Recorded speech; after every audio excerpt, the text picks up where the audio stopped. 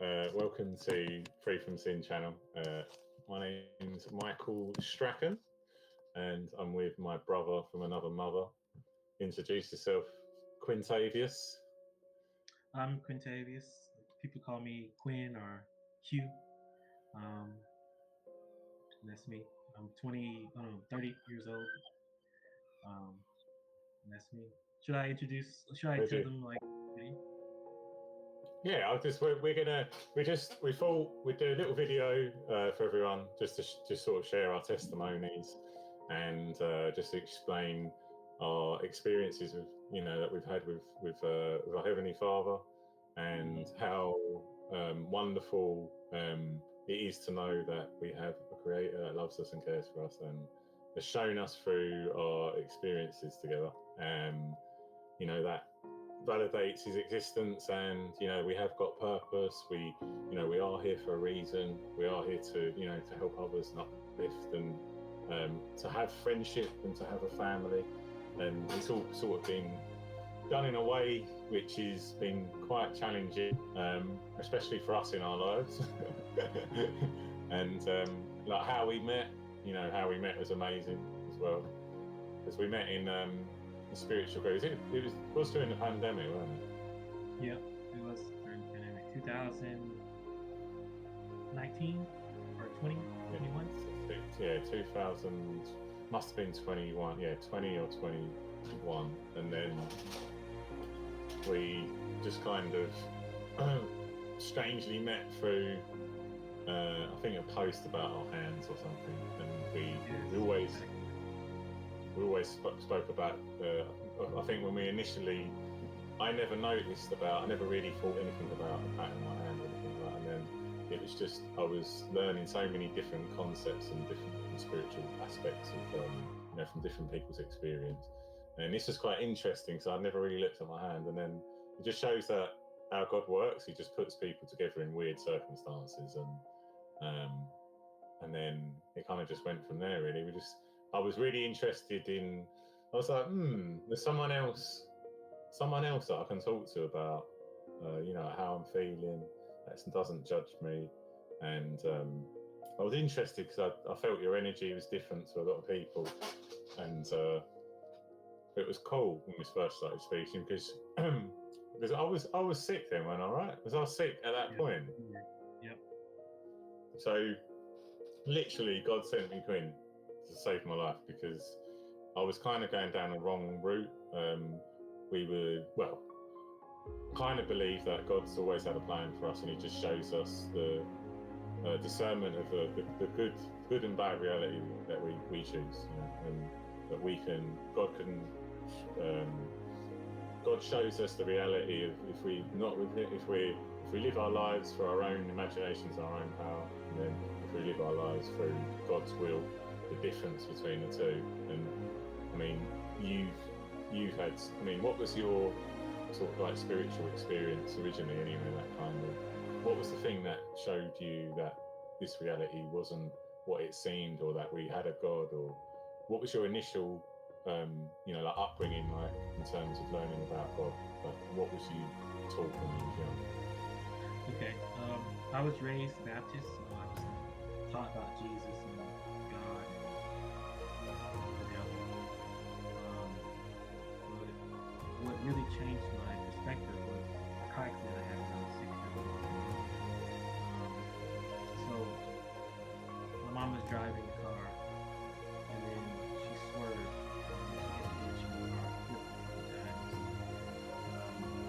I flew and I hit the windshield. I woke up and I saw my mom. Well, I remember she said more than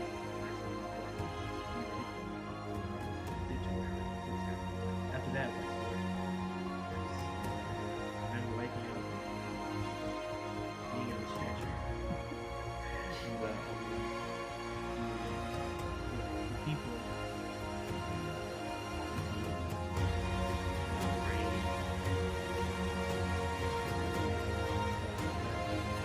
during the blackout,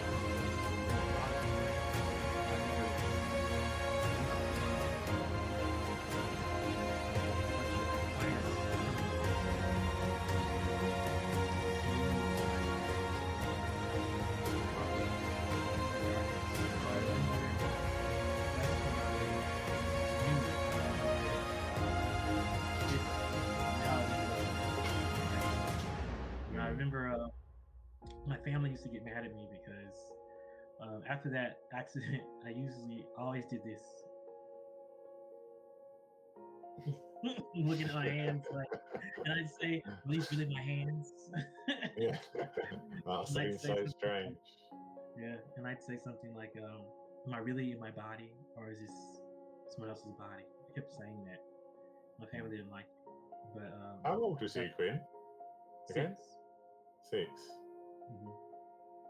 Do you remember it vividly as well? Do you remember how it Yeah. happened? And Mhm. yeah, I it's do. crazy. It's funny how we remember things so far back, especially stuff like that. It's funny that we've all had car crashes as well. Did you see it?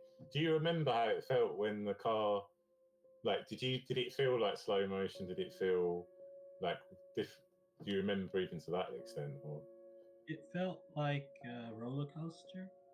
You know how yeah, like it jerks you? That's all I yeah. remember. The jerking motion, and then like a tumbling motion, like when you do a cartwheel or something. Your Mhm. head just feels like it's wrong. How did that affect your childhood? Like, did obviously you weren't to know anything different, but Mm. now that looking back, how do you think that are you at peace with why that happened now, and you understand why it Oh yeah, happened? And yeah. I used to be really angry about it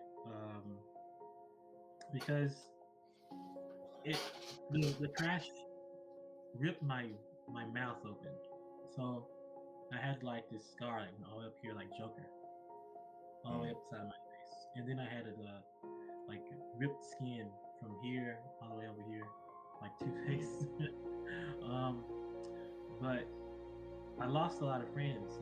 It happened when I was in second grade, and then it's like I lost all my friends. I couldn't play with anybody. Everybody said I had cooties.